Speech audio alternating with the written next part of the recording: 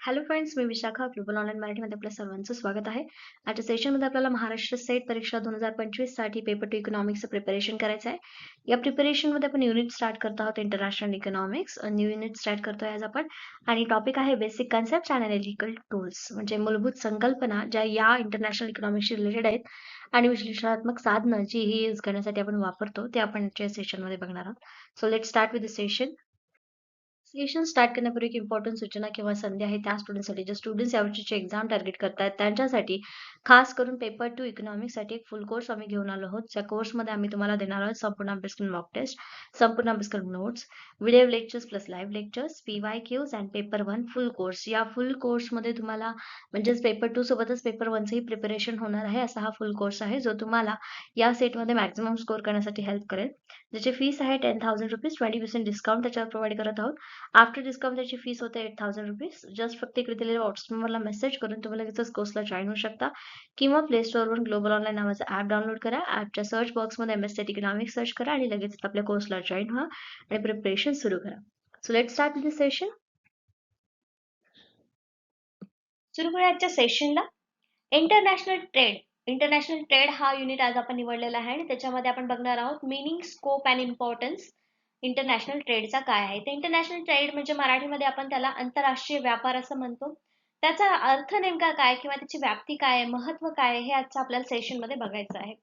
Trade across the international boundaries, ज्या कुणाला इंग्लिशमध्ये वर्ड्स आहेत पण मराठीमध्ये समजायला प्रॉब्लेम, आपण कन्सेप्ट जे आहेत ते मराठीमध्येच क्लिअर करणार आहोत पण त्याला प्रॉपर इंग्लिश वर्ड मध्येच लक्षात ठेवणार आहोत. ज्याचे जसं की इंटरनॅशनल बाउंड्रीज आहेत, याला आपण इंटरनॅशनल बाउंड्रीज असंच लक्षात ठेवूया कारण हे सोपे वर्ड्स आहेत आणि ते तुम्हाला क्वेश्चन वाचल्या वाचल्या समजले जावेत यासाठी आपण हे वर्ड्स असेच ठेवणार आहोत. पण काही ठिकाणी जर कन्सेप्ट तुम्हाला मराठीमध्ये समजून घेतले असतील आणि त्यात नोट डाऊन करायचे असतील तर तुम्ही सेशन सोबतच नोटबुक घ्या आणि त्याच्यामध्ये तुम्ही नोट डाऊन करा. तर इथे आहे trade across the international boundaries, म्हणजे आपल्या ज्या विदेशी सीमा आहेत किंवा ट्रेड साठीच्या सीमा आहेत, इंटरनॅशनल आंतरराष्ट्रीय बाउंड्रीज आहेत, त्या काय काय आहेत ते आपल्याला बघायचं आहे. आता इथे आपल्याला सांगितलं की दोन इम्पॉर्टंट क्वेश्चन्स आहेत. कुठले क्वेश्चन्स आहेत? व्हाय डू वी ट्रेड, म्हणजे आपण व्यापार का करतो. Which goods and services are exported and which ones are imported. आपण व्यापार का करतो आणि व्यापार करताना कुठल्या गोष्टी एक्सपोर्ट करतो म्हणजे निर्यात करतो आणि इम्पोर्ट करतो म्हणजे आयात करतो. हा एक प्रश्न आहे. आणि दुसरा क्वेश्चन आहे what is the basis of trade and gains from the trade, म्हणजे बेस काय आहे, व्यापाराचा बेस काय आहे किंवा त्याच्यातून आपण काय मिळवतो, व्यापारातून नेमकं काय मिळवतो. हे दोन मेन क्वेश्चन्सचे आन्सर्स जर आपण देऊ शकलो तर ते सगळं आपलं काय असणार आहे, इंटरनॅशनल ट्रेड असणार आहे. In order to answer this questions let's visit mercantilism before 1776, म्हणजे 1776च्या आधीचा मर्कंटायलिझम जो आहे तो आपल्याला बघायचा आहे. या क्वेश्चनचा आन्सर आपल्याला त्याच्यामध्ये मिळणार आहे. Publish of Adam Smith wealth of nation, कशामध्ये पब्लिश झालेला आहे मर्कंटायलिझम, तर ॲडम स्मिथच्या वेल्थ ऑफ नेशन या बुकमध्ये. Mercantilists were the group of people including merchants, bankers, government officials, philosophers, ह्या सगळ्यांचा मिळून जो ग्रुप होता त्याला आपण काय म्हणतो, मर्कंटिलिस्ट.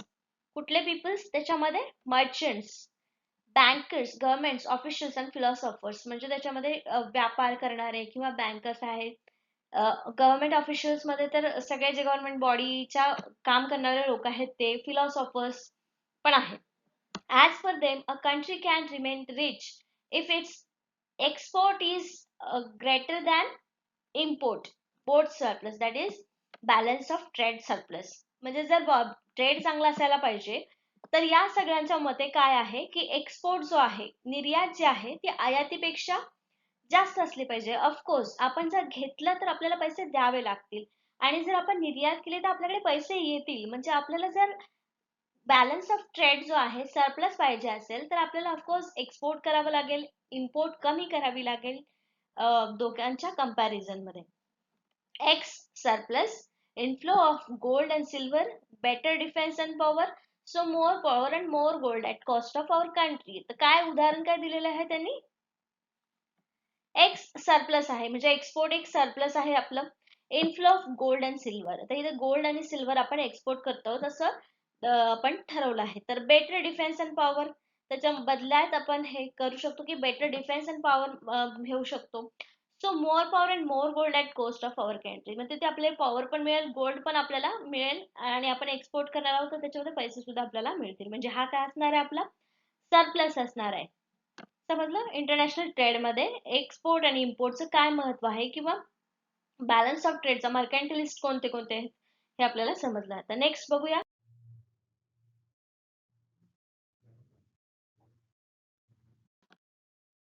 Crooks of mercantilist. आता हे काय आहे हे आपल्याला बघायचंय. They believe that national interest are definitely conflicting. आता इथे जे आहे नॅशनल इंटरेस्ट, हा नॅशनल इंटरेस्ट म्हणजे आपण काय म्हणतो त्याला, व्याज जे आहे डेफिनेटली कॉन्फ्लिक्ट, नक्कीच ते काय असतात, बदलते असतात. As one nation can increase it's trade only at the cost of other nation. कसं असतं, एक नेशननी जर ट्रेड वाढवला तर दुसरा पण त्याची ट्रेड म्हणजे कॉस्ट वाढवू शकतो. So government impose price and wage controls. हे काय असतं, गव्हर्नमेंटच्या हातात असतं की त्याच्यामध्ये प्राइस वाढवायची की कमी करायचं, कंट्रोल कसा ठेवायचा हे गव्हर्नमेंटच्या हातात असतं. Foster national industries, promote exports of finished goods and imports of raw material, at the same time limiting export of raw material and imports the finished goods. काय असतं याच्यामध्ये, आपल्याला जेव्हा एक फायनल प्रोडक्ट करायचा असतो तो आपण एक्सपोर्ट करतो, पण त्याच्यासाठी आपल्याला कच्चा माल हा खरेदीच करावा लागतो. रॉ प्रोडक्ट जे आहे, रॉ मटेरियल जे आहे ते आपल्याला इम्पोर्टच करावं लागतो. तर त्यामध्ये पण काय करायचं आपण, रॉ मटेरियल जे आहे ते लिमिटेड इम्पोर्ट करायचं आणि आपल्याला प्रोडक्ट जे आहे ते फिनिश गुड्स जे आहे, फायनल गुड्स ते चांगल्या मार्जिनी किंवा चांगल्या क्वांटिटी मध्ये ते आपल्याला द्यायचं आहे. म्हणजे ते कसं होईल, आपल्याला इम्पोर्ट पेक्षा एक्सपोर्ट आपला तिथे जास्त होणार आहे. The surplus exports are in gold is power. काय असेल, गोल्ड मधली एक्सपोर्ट आपली पॉवर असणार आहे, सरप्लस असणार आहे.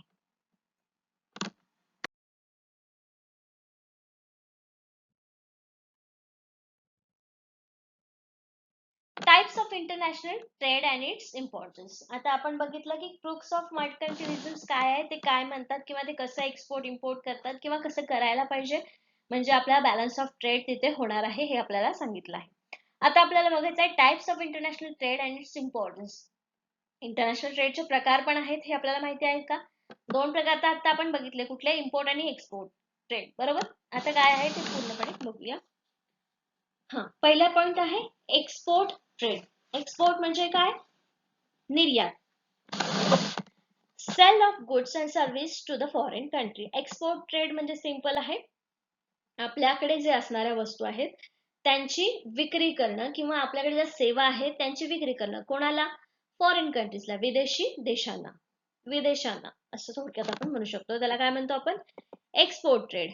एक्सपोर्टच्या अपोजिट काय येणार आहे, इम्पोर्ट ट्रेड म्हणजे आयात आयात व्यापार. Purchase of goods and services from foreign country. इथे काय म्हणतो आपण की सेलच्या अपोजिट परचेस करतो गुड्स अँड सर्व्हिसेस म्हणजे वस्तू आणि सेवा, कोणाकडून, फॉरेन कंट्रीज कडून. Because the importing countries can't produce this goods and service domestically. कारण काय असतं, जे गोष्टी प्रोडक्ट्स आहेत इम्पोर्ट करतात कंट्रीज, त्या वस्तू तिथे बनवत नाहीत, म्हणजे त्यांच्या देशामध्ये त्या बनवत नाहीत, म्हणून ते इम्पोर्ट करतात.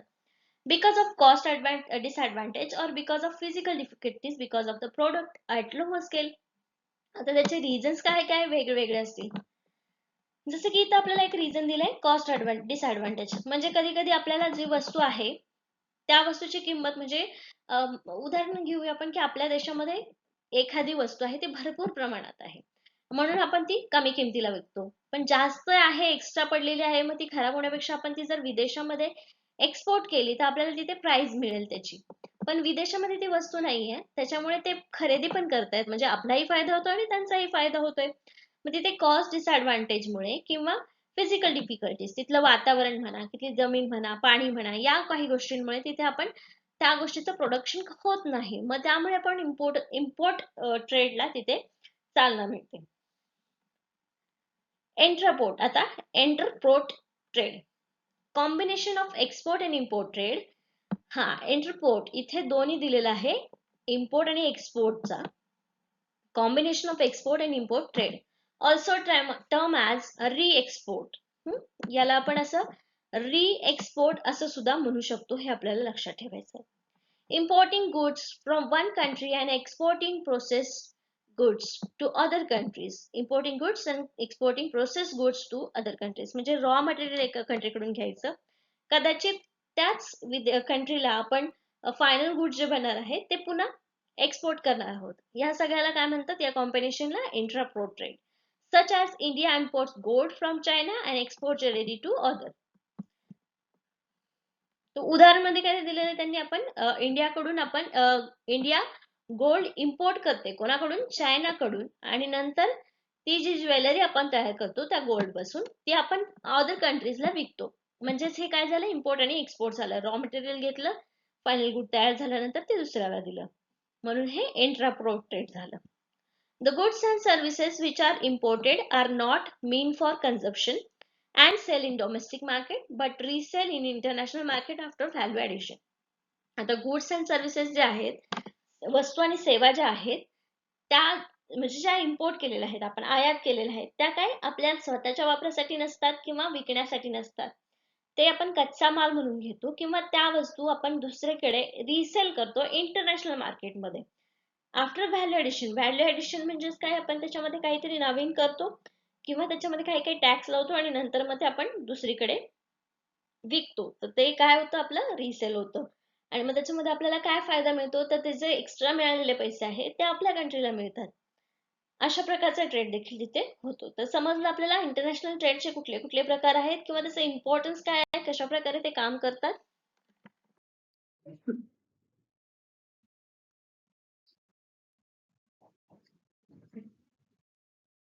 आता आपण बघतोय role of international trade and its importance. International ट्रेडचा रोल काय आहे, भूमिका काय आहे आणि त्याचं महत्व. Makes use of abundant raw material. International त्यामुळे आपल्याला काय मिळतं, तर अबिडंट रॉ मटेरियल मिळतं, चांगल्या प्रकारचा कच्चा माल आपल्याला व्यवस्थित वस्तू बनवण्यासाठी मिळतो. इकॉनॉमीज ऑफ स्केल्स, वेगवेगळ्या अर्थव्यवस्थांचा आपल्याला सपोर्ट मिळतो किंवा आपण त्याच्यावरती शिकतो त्यांच्याकडून काय काय. त्याच्यानंतर कॉम्पिटिशन, दोन वेगवेगळ्या देशांमध्ये कॉम्पिटिशन होतं. जर एकच सेम वस्तू जर दोन देश बनवत असतील तर त्याच्यामध्ये क्वालिटी मेंटेन करणं किंवा कोणाची विक्री जास्त होते, एक्सपोर्ट कोणाचा जास्त होतं, यासाठी कॉम्पिटिशन होतं आणि त्याच्यामुळे प्रोडक्टची क्वालिटी चांगली होते आणि कॉम्पिटिशन वाढल्यामुळे माल सुद्धा तयार जास्त होतो. बरोबर आहे, म्हणजे हेल्दी कॉम्पिटिशन म्हटलं तरी चालेल. Transfer of technology. इंटरनॅशनल ट्रेडमुळे काय आहे, एका देशात जर टेक्नॉलॉजी खूप हाय चालली असेल, खूप चांगल्या प्रकारे चालली असेल, तर दुसरा देश त्याच्यावरती ते टेक्नॉलॉजी आत्मसात करू शकतो. म्हणजेच टेक्नॉलॉजीची सुद्धा देवाणघेवाण इंटरनॅशनल ट्रेडमुळे होते आहे. जसं की आपण बघतो, अमेरिकेमध्ये यंत्रणा आहे, जपानमध्ये यंत्रणा आहे आणि इंडियामध्ये टेक्नॉलॉजी पहिले म्हणजे मानव सगळं आपल्या हाताने सगळं करत होते, पण आता त्यांच्याकडची टेक्नॉलॉजी आपण इकडे आणतो आणि आपण सुद्धा त्याच्यावरती वर्क करतो. John creation and national income.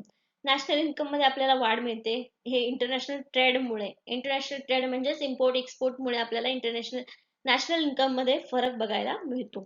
तर हे काय, हे इम्पॉर्टन्स आहेत इंटरनॅशनल ट्रेडचे. काय काय, कच्चा माल मिळतो, इकॉनॉमिक स्केल्स करतात, कॉम्पिटिशन हेल्दी होते, ट्रान्सफर ऑफ टेक्नॉलॉजी होते, त्याच्यानंतर नॅशनल इन्कम वर सुद्धा त्याचा चांगला परिणाम होतो.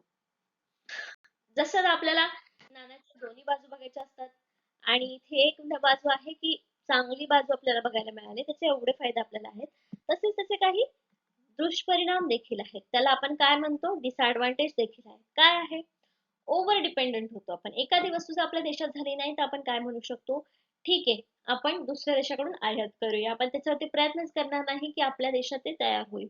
ऑलरेडी रेडी असलेल्या वस्तूवरती आपण ते इम्पोर्ट करायला तिथे रेडी होतो. म्हणून आपण काय होतो, तर एखाद्या देशावरती ओव्हर डिपेंडन्स होतो. अनफेअर टू न्यू कंपनीज, म्हणजे ज्या नवीन कंपन्या आहेत त्यांच्यासाठी बाजारात टिकणं खूप कठीण होऊन जातं इंटरनॅशनल ट्रेड्समुळे. कारण तिथे नवीन नवीन कंपन्या ऑलरेडी त्यांचा पाया भक्कम करून बसलेल्या असतात आणि नवीन कंपन्या आलेल्यांना चॅलेंज तिथे करता येत नाही. त्याच्यामुळे काय होतं, मग त्यांना त्या कंपनीजला अनफेअर तिथे वाटू लागतं. Threat to national security. आता हे काय प्रॉब्लेम आहे नॅशनल सिक्युरिटीच्या वेळेस, इथे काय काय प्रॉब्लेम्स येऊ शकतात इंटरनॅशनल ट्रेडमुळे. घुसखोरी होऊ शकते किंवा व्यापारामध्ये एखादा जसं की आपण म्हटलं होतं की कुठलं तरी गवत होतं, काँग्रेस गवत असं काहीतरी होतं, ते आलं होतं गव्हासोबत आणि मग त्याची वाढ इकडे झाली होती पिकाच्या आपल्या शेतामध्ये. असं काही नॅशनल सिक्युरिटीचा म्हणजे हा छोटा प्रॉब्लेम झाला, पण काही वेळेस नॅशनल सिक्युरिटीमध्ये खूप मोठ्या प्रमाणावरती थ्रेट हे निर्माण होऊ शकतात. कशामुळे? तर इंटरनॅशनल ट्रेडमुळे. Pressures on nations natural resources. आपण जेव्हा इम्पोर्ट पेक्षा एक्सपोर्ट वाढवायला प्रयत्न करतो, तेव्हा काय करतो, आपल्याकडचा असणारा नॅचरल रिसोर्स जो आहे तो जास्तीत जास्त यूज करतो. भलेही त्याचा वापर आपल्याला जास्त होत असेल किंवा नसेल, पण तो नॅचरल रिसोर्स वापर जास्त होतो आणि मग आपल्याकडे ते कमी पडायला सुरुवात होते. म्हणजे साठा जो आहे तिथे कमी पडायला लागतो. तर प्रेशर येतं थोडक्यात नॅशनल रिसोर्सेस वरती, नेशन्स नॅचरल रिसोर्स वरती. तर हे काही डिसएडव्हान्टेज आहेत कशाचे? इंटरनॅशनल ट्रेडचे.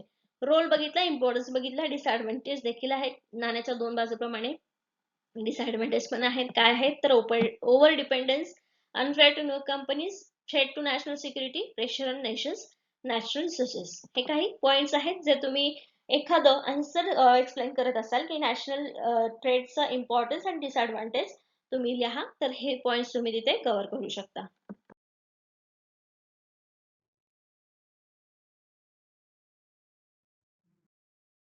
इम्पॉर्टन्स बघितला, आता आपण बघतोय chronological order of traditional trade theories. आता इथे काही पारंपरिक ट्रेड थेरीज आहेत ज्या आपल्याला अभ्यासायच्या आहेत, आपल्या सिलेबस मध्ये आहेत, ज्या MS सेट 2022 साठी पेपर 2 साठी आपल्याला उपयुक्त आहेत.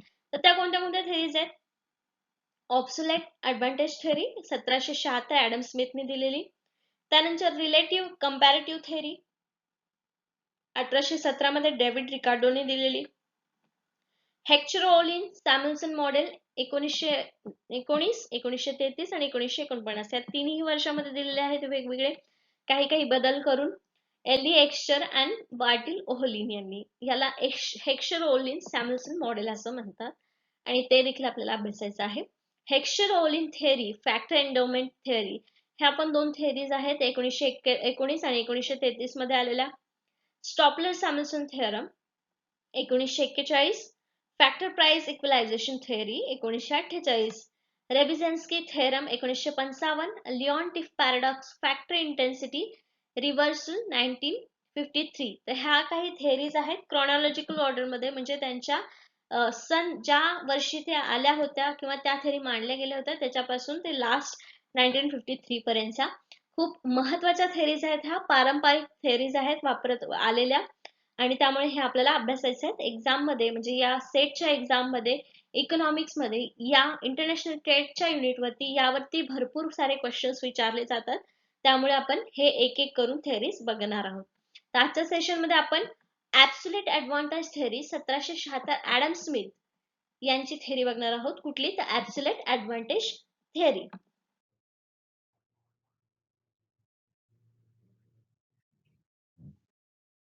तिथे काही पॉइंट्स आहेत ऍब्सोल्यूट ऍडव्हान्टेज थेअरी विषयी 1776 मध्ये ऍडम स्मिथने दिलेल्या ऍब्सोल्यूट ऍडव्हान्टेज थेअरी मधले. तर हे पॉइंट्स आपण बघायचे आहेत. एक्झाम्पल वरून आपल्याला ही थेअरी समजून घ्यायची आहे. The capability of the produce more of given product using less of given resource than a competing एंटायटी.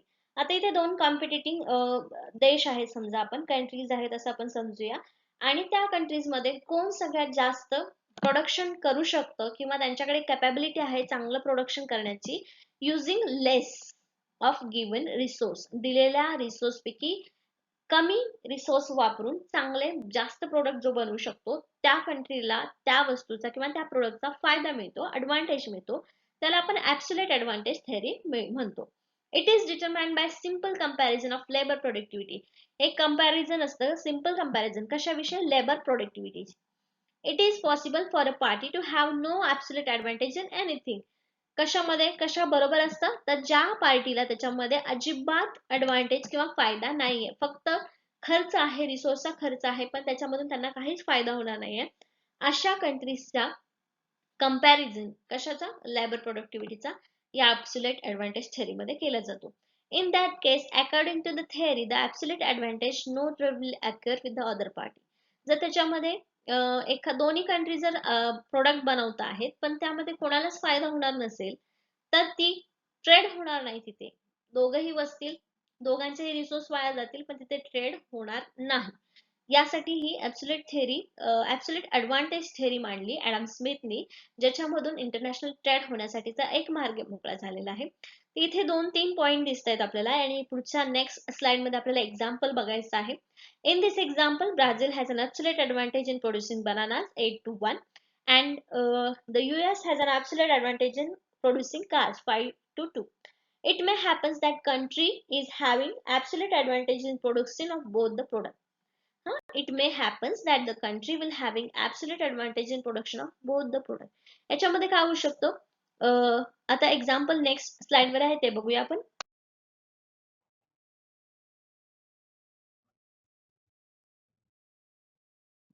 इथे दोन आउटपुट दिलेत. Output per worker in 1 year, output per worker. US मध्ये दिलेलं आहे आणि ब्राझीलचं दिलेलं आहे की कार्स आणि बनानास. बनानासचं प्रोडक्शन US मध्ये 1 होतं आणि ब्राझील मध्ये कसं होतं? 8चं होतं. पण कारचं US मध्ये 5चं होतं आणि ब्राझील मध्ये 2चं होतं. आता US मध्ये बनानास कारचं उत्पादन जास्त होतंय कंपेअरिंग टू बनानास. मग US ला फायदा कशामध्ये होणार आहे? कार्स मध्ये. आणि ब्राझीलला बनानापेक्षा कार्स मध्ये फायदा होणार आहे का? नाही. किंवा ह्या दोन्हीचं प्रोडक्शन करून ब्राझीलला फायदा होणार आहे का? नाही.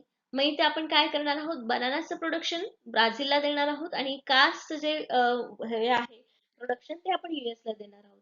म्हणजे ज्याचा फायदा जास्त आहे, म्हणजे इम्पोर्ट पण होणार ना, म्हणजे ब्राझील पण ते काम करते, US पण काम करते, दोघं वेगवेगळे प्रोडक्ट करत आहेत.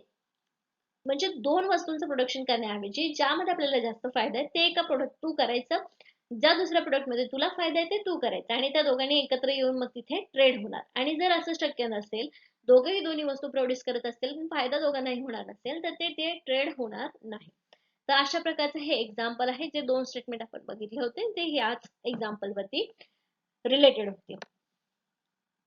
आता नेक्स्ट काय दिलेलं आहे? अजून कंट्रीज क्लोथ आणि लॅपटॉपचं उदाहरण दिलेलं आहे की US आणि इंडियाचे 2 कंट्री आहेत ज्याच्यामध्ये US आहे 5 क्लोथ्सचं प्रोडक्शन करतं तर 12 लॅपटॉपचं प्रोडक्शन करतं आणि इंडिया 4 क्लोथ्सचं प्रोडक्शन करतं तर एका लॅपटॉपचं प्रोडक्शन करतं.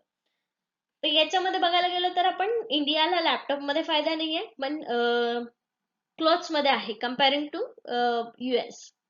बरोबर. आणि US जे आहे ते क्लोथ्स 5 आणि लॅपटॉप्स 12चा फायदा इथे होतो. तर मग 12 US लॅपटॉपचं प्रोडक्शन केलं तर त्यांना तिथे फायदा होणार आहे. म्हणजे इंडियाला पण ट्रेड मिळेल आणि US ला पण ट्रेड मिळेल. पण US ने लॅपटॉप आणि इंडियाने क्लोथ्सचं केलं तर म्हणजे काय होतं इथे? ऍब्सोल्यूट ऍडव्हान्टेज कुठल्या प्रोडक्ट मधून आपल्याला मिळतं त्याच्याबद्दल करायचं आणि त्याच्यातून मग आपण आपला थेअरी जी आहे ती मिळते. नेक्स्ट काय आहे? Absolute advantage theory 1776 Adam Smith. Assumptions काय आहेत त्याचे? आता प्रत्येक थेअरीला अझम्पशन्स असतात, काही गृहीतक असतात. ती जर लागू केली तरच आपल्या तिथे थेअरी जी आहे तिथे लागू होते, अन्यथा ती तिथे लागू होत नाही. तर याचे काय अझम्पशन्स आहेत ते बघूयात. No trade barriers, no tariff, no custom duties. आता ह्या ज्या गोष्टी आहेत की काही नियम्स असतात जे आपल्याला थेअरी इंटरनॅशनल ट्रेड जेव्हा करायचा असतो, आंतरराष्ट्रीय व्यापार जेव्हा करायचा असतो तिथे काही बॅरियर्स पण असतात की तुम्हाला हे करता येणार नाही, बाउंड्रीज असतात, त्याच्यानंतर TRFs असतात, कस्टम ड्युटीज असतात. या सगळ्या नसतील तर तिथे हे अशा प्रकारची थेअरी लागू होते. Free movement of goods and no transportation cost. ह्याच्यामध्ये आपण काय धरलेलं नाहीये? ट्रान्सपोर्टेशन कॉस्ट धरलेलं नाही. दर इज अ डिस्टन्स दोन्ही कंट्री मधलं. ज्या 2 कंट्रीमध्ये इंटरनॅशनल ट्रेड होत आहे त्या दोन्हीमधलं अंतर जरी जास्त असेल, फ्युअल जरी जास्त लागत असेल तरी ते या ऍब्सोल्यूट थेअरी मध्ये कन्सिडर केलं गेलेलं नाहीये. म्हणजे हे याचं अजम्पशन आहे की हे तिथं लागत नाही असं आपण इथं केलेलं आहे. CRS, perfect mobility of labour between sectors but not across international borders. म्हणजे लेबर्स जे आहेत, श्रम कारागीर जे आहेत ते प्रत्येक सेक्टर मध्ये जाऊ शकतात, फक्त आपल्या विदेशी बॉर्डर अँड सीमा आहेत त्यामध्ये जाऊ शकत नाहीत असं इथे गृहीत धरलेलं आहे. आणि दुसरं काय? 2 गुड्स 2 कंट्रीज अँड 1 फॅक्टर. एक फॅक्टर धरलेला आहे श्रम, वर्कर्स आणि 2 गुड्स किंवा 2 कंट्रीमध्येच या प्रकारची थिअरी लागू होऊ शकते. Absolute advantage theory 1776 Adam Smith assumptions हे आहे त्याची. तर अशा प्रकारे समजली आपली ॲब्सोल्यूट ॲडव्हान्टेज थिअरी काय आहे.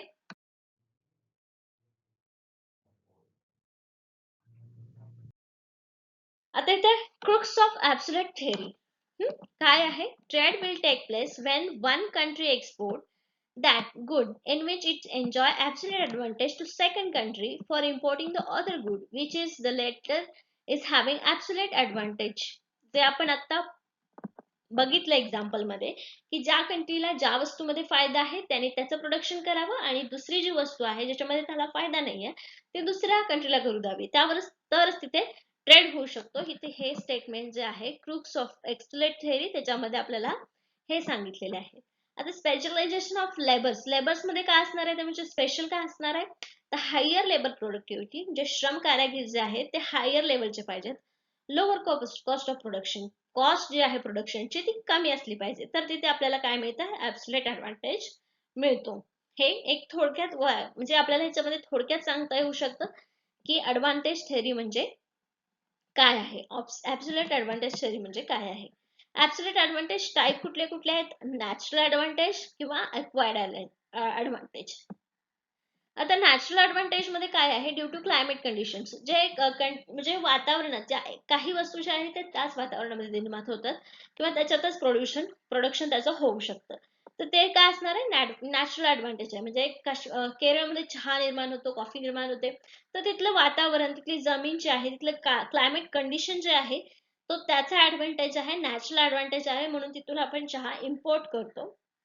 आणि दुसरं ऍक्वायर्ड म्हणजे आपण घेतलेलं, ते कशामुळे मिळतं, ड्यू टू टेक्नॉलॉजी आणि स्किल सेट, म्हणजे स्किल डेव्हलप करून किंवा जी टेक्नॉलॉजी आहे ती आत्मसात करून आपण तिथे ती ऍक्वायर्ड करतो advantage.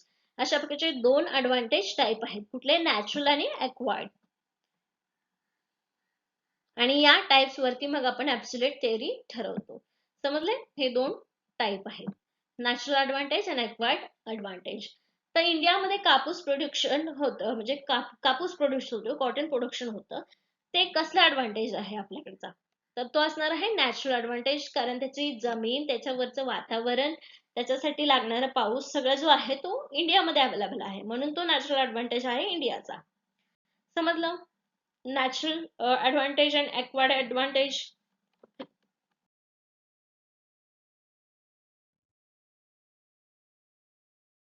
That's it for today. काही इम्पॉर्टंट कन्सेप्ट जे आहेत आज आपण बघितलेल्या आहेत इंटरनॅशनल इकॉनॉमिक्सच्या, यातल्या काही कन्सेप्ट वरती तुम्हाला डाऊट असेल किंवा काही समजलं नसेल तर नक्कीच आपण ते परत घेऊयात. But thank you for today session, याच्यासाठी एवढंच. आणखीन याचा पुढचा टॉपिक आपल्याला सुरू करायचा आहे, सो त्याच्या आधी हे तुम्ही क्लिअर करून घ्या. नसेल काही डाऊट्स असतील तर तुम्ही मला ग्रुपवरती विचारू शकता. Okay, so thank you, good night.